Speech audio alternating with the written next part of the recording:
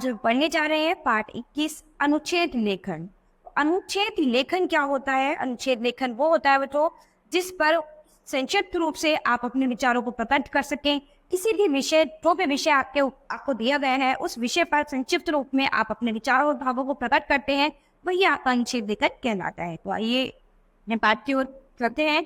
किसी विषय पर एक संक्षिप्त लेख में अपने भाव व विचार प्रकट करना अनुच्छेद लेखन कहलाता है।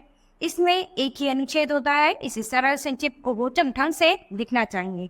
कुछ अनुच्छेद आगे दिए गए हैं, इन्हें पढ़िए और याद कीजिए। तो यहाँ पर ये आपके किसी एक दो अनुच्छेद दिए गए हैं। तो यहाँ पर इन्होंने बताया है कि वृक्षों का महत्व। तो आपका विषय क्या है? वृक्षों का महत्व। इस पर आपको एक छोटा सा लेख लिखना है, अपने विचारों और भावों को प्रकट करना है। तो आपके क्या विचार है इस बात पर कि वृक्षों के का क्या महत्व है आपके जीवन में? तो आप इसके बारे में बताएंगे। वृक्ष हमारे परोपकारी बंधु हैं, वे हमें बहुत लाभ पहुंचाते हैं। उनसे हमें फल, फूल, लकड़ियां, औषधियां और स्वच्छ वायु प्राप्त होती है। वे धूप से भी हमारी रक्षा करते हैं। दुख की बात यह है कि आजकल उन्हें अंधाधुंध काटा जा रहा है। यदि ऐसा ही होता रहा तो धरती पर गंभीर संकट उत्पन्न हो जाएंगे। अतः हमें उनकी सुरक्षा का प्रबंध करना चाहिए। ठीक है, तो वृक्षों के महत्व को जानते हुए हमने वृक्षों के लिए अपनी कुछ बातें लिखी है, अपने विचार प्रकट करे। तो ऐसे ही आपके पास कोई भी विषय होगा तो उस पर क्या है, आपको अपने विचार और भाव प्रकट करने, तो वही आपका अनुच्छेद लेखन है। इसके बाद आपका दूसरा विषय क्या है? वर्षा ऋतु। तो वर्षा ऋतु के विषय में आप अपने विचार प्रकट करेंगे। भारत में एक वर्ष में अनेक ऋतुएं आती जाती है, किंतु वर्षा ऋतु की बात ही निराली है।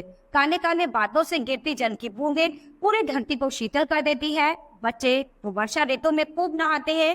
वे कागज की नाव बनाकर वे पानी में तैराते हैं। मिट्टी से भीने खुशबू आती है। सचमुच यह ऋतु बड़ी सुहावनी है। ठीक है, तो क्या है इस वर्षा ऋतु के बारे में जितना भी आपको पता था आपने इस चीज में लिख दिया। तो ऐसे ही और बहुत सारे टॉपिक है, जैसे कि यहाँ पर अभ्यास में इन्होंने आपको एक टॉपिक दिया है, विद्यालय में अनुशासन। तो विद्यालय में अनुशासन के विषय पर आप अपनी 7-8 लाइनें आप अपने विचार प्रकट करेंगे। जरूरी नहीं है 7-8 लाइनें, जिसको जितनी भी बातें समझ में आए इस विषय पर उतनी बातें आप अपने भाषा में लिखेंगे। तो इससे क्या है कि आपको अपने विचार प्रकट करने आ जाएंगे, आपको अपनी बातें करनी आ जाएंगी कि इस विषय पर आपका ये अनुवाद है। ठीक है, वो अपनी बातें लिखना, समझाना, बोल तो हर व्यक्ति सकता है। बोलने में आप बहुत सारी बातें बता सकते हो कि विद्यालय में अनुशासन कैसा होना चाहिए, लेकिन वो कुछ आपको समझ में आ रहा है, आपके दिमाग में आ रहा है, वही आपको वहाँ पर लिख के दिखाना है। तो वही आपका क्या है, अनुच्छेद लेखन है। तो इससे क्या है, आपको अच्छा अभ्यास हो जाएगा कि आप किसी भी विषय पर अपनी बातें आसानी से लिख सकते हैं। तो बच्चों, आज हमारी क्लास यही खत्म होती है। अब हम अपनी नई क्लास में मिलेंगे अपने नए पाठ के साथ। धन्यवाद।